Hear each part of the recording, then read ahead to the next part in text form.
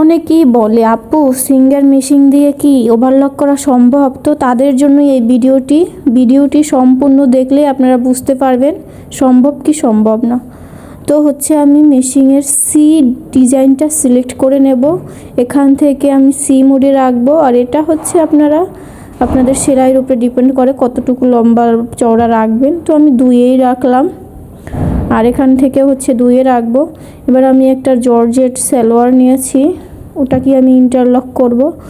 তো মেশিনে বসিয়ে সুতাটা হালকা টান রেখে সেলাইটা শুরু করব। যে শুরুতে হালকা একটু টান রেখে সেলাইটা করতে হবে, তা না হলে কাপড় ভিতরে ঢোকার সম্ভাবনা থাকে বা এরকমের বটে যেতে পারে। তো আপনারা দেখেই বুঝতে পারছেন আমি কীরকমের সেলাই করতেছি। ফিডের একদম সাইডে কাপড়টা বসাতে হবে, তাহলে আপনার সাইডে ইন্টারলকটা হবে। তো আপনারা দেখেই বুঝতে পারতেছেন আমি কিভাবে ইন্টারলকটা করতেছি। আমার সেলাইটা কিন্তু খুবই সুন্দর হচ্ছে। তো আশা করি এই রকমের ইন্টারলক হলে আর বাহিরে দোকান থেকে বা ওভারলক মেশিনের কোনো দরকার হয় না।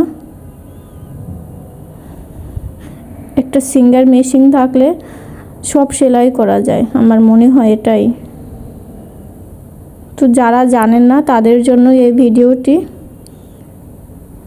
এই যে আমার হচ্ছে ওভারলক করা শেষ। এবার আপনারাই দেখে বলুন আমার ওভারলক সেলাইটা কেমন হয়েছে।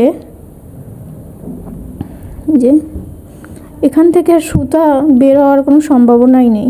তো এরকমের ভিডিও পেতে আমার চ্যানেলটি সবাই সাবস্ক্রাইব করে দেবেন। ধন্যবাদ সবাইকে।